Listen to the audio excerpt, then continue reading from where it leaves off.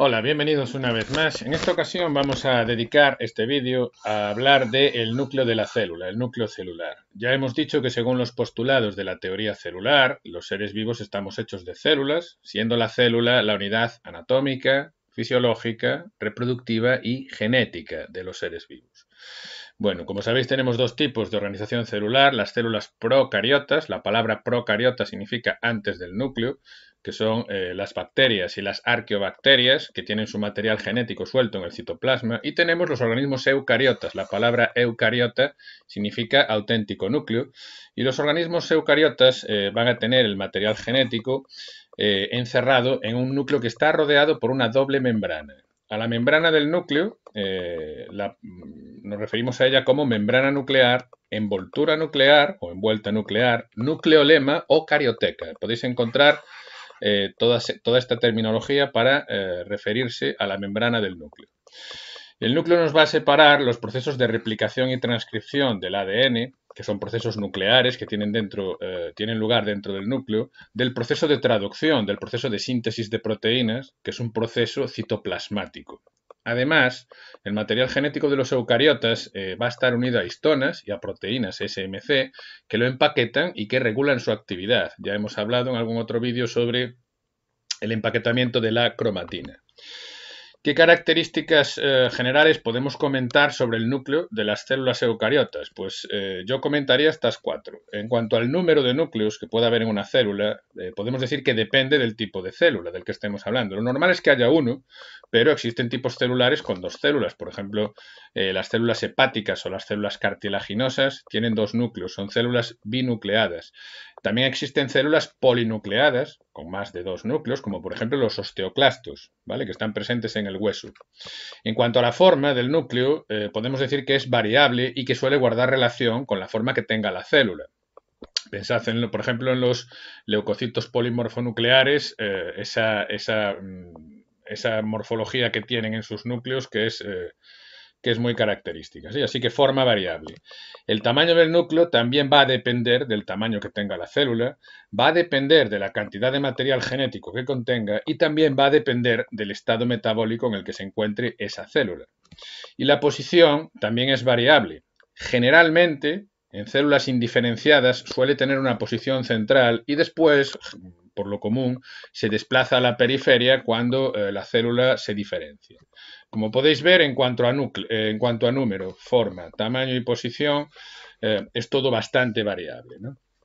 Sabéis, ya lo hemos comentado en otro vídeo, que durante la interfase tenemos el núcleo perfectamente formado y rodeado de una doble membrana conteniendo en su interior el material genético en forma de cromatina. Cuando la célula se va a dividir, la membrana del núcleo, la carioteca, desaparece y el núcleo en división, lo que va a ocurrir es que la cromatina se condensa para dar lugar a los cromosomas. Ya hemos dicho que los cromosomas y la cromatina son dos aspectos de la misma entidad con distinto grado de empaquetamiento, ¿vale? Os dejo por ahí el vídeo de los cromosomas por si alguien no lo ha visto para que podáis echarle un vistazo. Nosotros en este vídeo pretendemos hablar de los componentes que tiene un núcleo en interfase, ¿de acuerdo? Durante la interfase, la célula de la que estemos considerando está cumpliendo con las funciones que tenga asignadas. Esto que veis aquí es un dibujo del núcleo. Esto no es una célula. Vamos a ver, confusión frecuente. Esto no es una célula y esto es el núcleo. Esto es un núcleo entero y esto que veis aquí es el nucleolo, ¿vale? O sea que esto es un dibujo esquemático del núcleo y por aquí estaría el citoplasma y la membrana de la célula no se ve, simplemente es un dibujo del núcleo. Vamos a ir comentando las distintas partes, los distintos componentes que tenemos en un núcleo en interfase. Tenemos, como hemos dicho, una membrana nuclear. Es una membrana doble que tiene todas estas denominaciones, ¿vale? Está atravesada por poros, ¿vale? Por agujeros. No son realmente agujeros, ¿vale? Porque os comentaré ahora cómo están constituidos, pero tiene poros que lo que hacen es controlar el intercambio de sustancias. Además, esta membrana externa, aquí no se ve, pero en un dibujo que os pondré después sí que se ve mejor. Esta membrana del núcleo muestra continuidad en algunos puntos con la membrana del retículo endoplasmático rugoso. Suele estar en contacto el retículo endoplásmico rugoso con la membrana nuclear.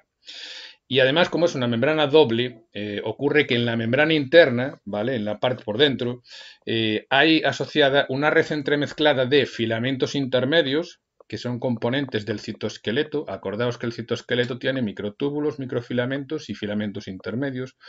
Y estos filamentos intermedios que están adosados a la membrana interna del núcleo por dentro constituyen una estructura que se llama lámina fibrosa o lámina nuclear, que tiene un papel muy relevante, muy importante en cómo está organizada toda la cromatina. Además de la membrana nuclear doble, tenemos dentro del núcleo un nucleoplasma, ¿vale? El nucleoplasma es el contenido interno del núcleo. Va a tener agua, va a tener iones, proteínas y enzimas, va a tener nucleótidos, va a haber un nucleolo y vamos a tener cromatina también. Esto que veis aquí es una fotografía hecha con un microscopio electrónico de un núcleo y fijaos, os he señalado con la flecha naranja la membrana del núcleo y este espacio que tenemos interior sería el nucleoplasma. Tenemos, como os acabo de comentar, poros nucleares. Aquí podemos ver en este dibujo dos tipos de estructuras, poros nucleares y ribosomas. Hay ribosomas adosados, que son estos de aquí, este que estoy señalando es un ribosoma, y hay poros nucleares. No confundáis una cosa con la otra, ¿vale? Los poros nucleares, como os he dicho, lo que hacen es regular el tránsito de sustancias. Hay sustancias que entran y salen del núcleo, pero estos poros no son simplemente agujeros, sino que tienen una estructura de naturaleza proteica, están hechos concretamente de copias múltiples de unas 30 proteínas distintas que se llaman nucleoporinas y tienen además un mecanismo diafragmático de apertura y de cierre. Pueden abrirse, pueden cerrarse, es decir, que hay un control de lo que entra o sale del núcleo. ¿Vale? Porque el tránsito de sustancias entre el núcleo y el citoplasma tiene y de hecho está controlado, ¿vale? Como curiosidad os comento que se pueden producir hasta unas 1000 translocaciones, ¿vale? Por complejo y por segundo. Esto que tenéis aquí es la estructura de un complejo de poro, ¿vale? Con las nucleoporinas tal y como están organizadas y aquí si os fijáis podemos distinguir en la estructura del complejo de poro 3 anillos, uno que está en verde, este que está en rojo y este central que tiene varias partes. Esos 3 anillos son el anillo citoplasmático, que sería este verde, aquí estaría el citoplasma, esto de aquí es la membrana nuclear, tenemos un anillo radial, que sería este que hay en el medio, y tenemos un anillo nuclear. Tanto el anillo citoplasmático verde como el anillo nuclear que está en rojo tienen, fijaos, 8 filamentos, ¿vale? Aquí solamente están 1, 2, 3, 4, 5, 6, pero habría otros 2 y aquí también hay 8. Es decir, 8 filamentos en el anillo citoplasmático y 8 filamentos en el anillo nuclear. Y el anillo nuclear, fijaos que tiene forma como de cesta, como de canasta, tiene una forma muy característica. Como decimos, este complejo de poro tiene un mecanismo de apertura y cierre que funciona como un diafragma, ¿vale? Se abre y se cierra para controlar el tránsito de sustancias. Tenemos también un nucleolo. El nucleolo sería esta estructura de aquí, es un corpúsculo esferoide que está dentro del núcleo y que puede aparecer en un número variable según las especies. Puede haber un nucleolo o puede haber más de uno. Aquí, esta zona densa que tenéis aquí, esto es un núcleo entero y aquí la flecha señala esta zona más densa, más oscura, está señalando el nucleolo. El nucleolo, la función fundamental que tiene es que ahí es donde se lleva a cabo la transcripción y la maduración de los ácidos ribonucleicos, de los ARNs que van a formar el ribosoma, de los ARNs ribosómicos. Este ARN ribosómico, que está presente en el núcleo, se nos va a originar por la transcripción de ciertos lugares que hay en el genoma que se denominan regiones organizadoras nucleolares. Las siglas en inglés serían estas de aquí, regiones organizadoras nucleolares. En muchas especies, como por ejemplo la mosca drosófila, en Xenopus, también en maíz, solamente existe un organizador nucleolar que está situado en un solo cromosoma. En seres humanos tenemos 5 organizadores nucleolares, 5 regiones genómicas que controlan la formación de ARNs ribosómicos que están localizadas en los brazos pequeños de algunos cromosomas. Como función principal del nucleolo siempre se comenta que es el sitio de transcripción y maduración de ARN ribosómico, pero además el nucleolo tiene otras funciones, tiene otros roles, tiene otros que son muy importantes, como por ejemplo tiene un papel en la regulación del ciclo celular, tiene un papel en las respuestas de estrés que lleva a cabo la célula, tiene también un papel regulando la actividad de la telomerasa y tiene un papel en el envejecimiento, es decir, que hay que considerarlo como una estructura dinámica y también como una estructura multifuncional. De todos modos, os digo, la función más importante que se suele comentar del nucleolo es la transcripción y maduración de los ARNs ribosómicos. Tenemos también En el núcleo, cromatina. La cromatina ya hemos dicho que se corresponde con el material genético. Cuando la célula está en interfase, el material genético está en forma de cromatina. Cuando la célula se va a dividir, la cromatina se condensa para dar lugar a los cromosomas. En una célula en interfase, la cromatina va a aparecer dentro del núcleo como un entramado fibrilar, ¿vale? Y sabemos ya que es una mezcla de ADN, del material genético, y de proteínas histonas y proteínas SMC. De la cromatina podemos decir que según la estructura y la función que tenga, podemos distinguir dos tipos de cromatina. La eucromatina, que es una cromatina de localización dispersa, ¿vale? Esto, la mayor parte del nucleoplasma que veis aquí, las zonas claras, esto sería todo eucromatina. Y luego tenemos una heterocromatina de localización periférica, que se corresponde con estas zonas más oscuras, esta de aquí, esta de aquí, esta de aquí, todas estas zonas más oscuras que están pegadas a la membrana interna del núcleo y que están rodeando al nucleolo, todo eso sería heterocromatina.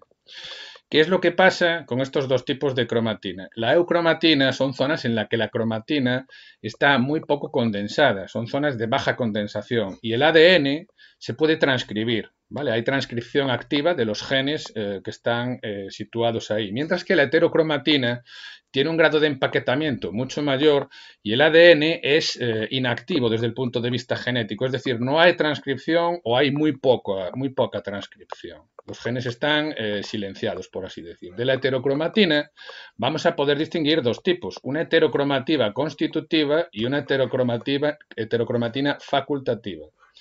La heterocromatina constitutiva se va a encontrar condensada en todos los tipos celulares.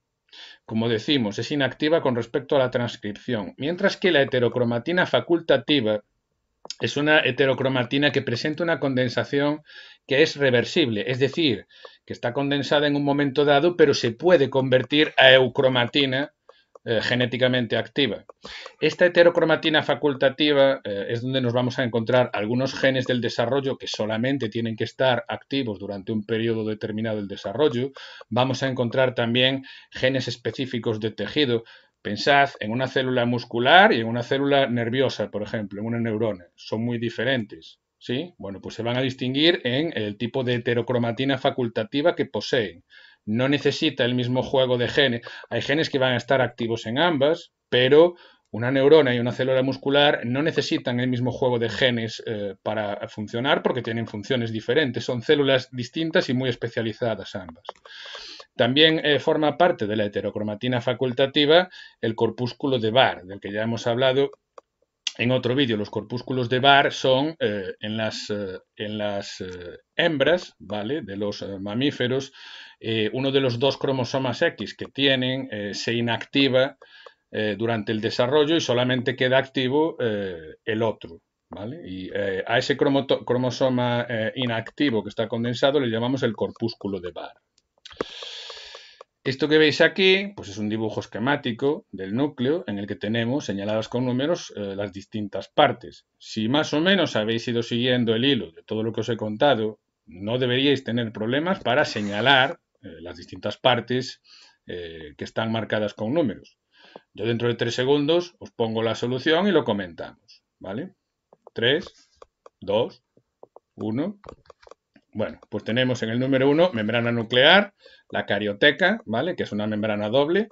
El número 2 nos está señalando los ribosomas. Fijaos que aquí sí se ve que tenemos ribosomas adosados a la membrana nuclear externa y se ve muy bien que la membrana nuclear está en contacto con el retículo endoplásmico rugoso. Toda esta parte azul, esto es retículo endoplásmico rugoso. Fijaos que tiene ribosomas adosados también, ¿sí? El número 3 está señalando los poros nucleares, que no son, como hemos dicho, simplemente agujeros, sino que tienen esos complejos de poro de apertura y cierre diafragmático. Tenemos también un nucleolo, ¿vale?, que sería esta parte más oscura. Tenemos cromatina, que es el entramado fibrilar que nos encontramos dentro. Tenemos el número 6, que está señalando toda la estructura nuclear, todo el núcleo. El número 7 señala el retículo endoplásmico rugoso y el número 8 nos señala el nucleoplasma. Tenemos un citoplasma y tenemos dentro del núcleo un nucleoplasma. Ya para terminar el vídeo os quería comentar que nosotros toda esta cromatina que tenemos dentro de un núcleo en interfase no es simplemente material genético que está que está suelto al azar de cualquier manera, sino que existen una serie de territorios cromosómicos que son los espacios que ocupa cada cromosoma durante la interfase. Además, esos territorios cromosómicos van a estar divididos en dos compartimentos, compartimento A y compartimento B, y existen también dominios cromosómicos, es decir, que todo esto tiene una estructura que está perfectamente... no está el material genético suelto al azar de cualquier manera, ¿vale? Hay una estructura dentro del núcleo en cuanto a cómo está dispuesta la cromatina. Si alguien quiere profundizar en esto que estamos comentando ahora, os dejo por ahí un enlace en la descripción del vídeo. Y os quería comentar también que existen distintas teorías sobre el origen evolutivo que tiene el núcleo. Las células procariotas, las bacterias y las arqueobacterias carecen de núcleo y fueron las primeras en aparecer en la historia evolutiva de la Tierra. Entonces, se discute cómo fue la evolución de la primera célula nucleada, de la primera célula eucariota. Es un tema que está en discusión, no hay consenso para ninguna de las teorías que se proponen y podemos dividirlas en dos grupos. Tenemos teorías endosimbióticas, os he destacado dos aquí, el modelo sintrófico, que lo que hace es proponer que el núcleo aparece por una simbiosis entre arqueas y bacterias, y hay también otra teoría que se llama teoría de la eucariogénesis viral, que lo que propone es que el núcleo procede de una célula procariota ancestral que fue infectada por un gran virus de ADN que habría dado lugar al núcleo. Hay también otras teorías, a las que llamamos teorías no endosimbióticas, en las que la aparición del núcleo se produce a partir de bacterias, pero no hay un estado de simbionte por ninguna parte. Como digo, es algo que se discute, está en discusión y no hay consenso sobre cómo fue la aparición de esa primera célula nuclear. Bueno, pues hasta aquí el repaso del núcleo que os quería hacer en este vídeo. Si queréis comentarme algo, me lo dejáis abajo en la caja de comentarios. En un próximo vídeo hablaremos sobre el ciclo celular y hasta la próxima.